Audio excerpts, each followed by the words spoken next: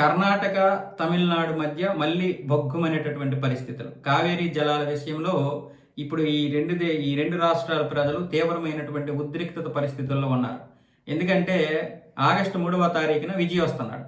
ఈ విజయ్ వచ్చిన దానికి ఈయనేమొచ్చేసి డీకే శివకుమారు ఒక 15 రోజుల పాటు తమిళనాడు ప్రజలకి రోజుకి 3,500 క్యూసెక్కులు నీరు ఇవ్వడానికి ఒప్పందం చేసుకున్నాడు. దీనికి సంబంధించి కావేరీ నీటి నియంత్రణ కమిటీ ఆదేశాలు జారీ చేసింది.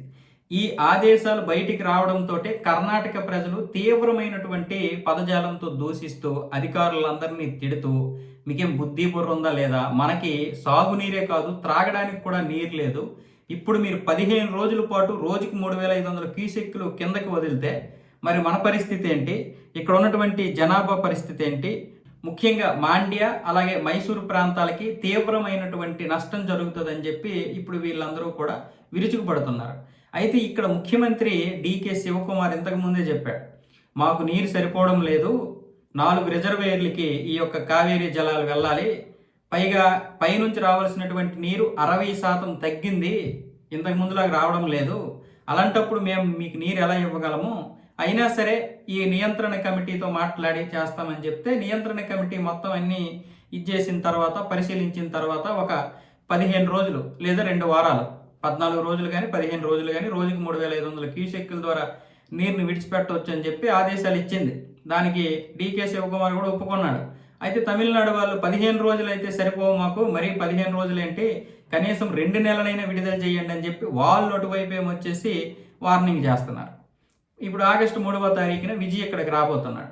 దానికి డీకే శివకుమార్ ఏమంటున్నాడంటే, మీరు ఎలాగో వస్తామంటున్నారు కాబట్టి నేను హెలికాప్టర్ పంపిస్తాను, మీరు కావాలంటే పైనుంచి ఒకసారి చక్కెరలు కొట్టండి, నీరు ఎంత ఉందో చూడండి అని చెప్పి ఆయన మాట్లాడుతున్నాడు. ఇప్పుడు ఈ విషయము మొత్తం అంటే అన్ని నిర్ణయాలు ఆయన తీసుకోకూడదు కదా, ఢిల్లీ వెళ్ళి అక్కడ కూడా విన్నవించాడు, ఇది మా పరిస్థితి, ఏం చేయాలో అర్థం కావడం లేదు, ఎందుకంటే అక్కడ కూడా కాంగ్రెస్ ఇన్వాల్వ్ అయ్యి ఉంది కదా తమిళనాడులో కూడా. సో ఈ నేపథ్యంలో ఏది పడితే అది మాట్లాడడానికి లేదు. కానీ ఇక్కడ తమిళనాడులో కాంగ్రెస్ అక్కడ సపోర్ట్ చేసిందని చెప్పి నువ్వు వాళ్ళతో కుమ్మక్క అయిపోయి రోజుకి 3,500 క్యూసెక్కులు నీరు ఎలా ఇస్తామని చెప్పి ఇక్కడ ప్రజలందరూ కూడా రోడ్ల మీదకి వచ్చేసారు.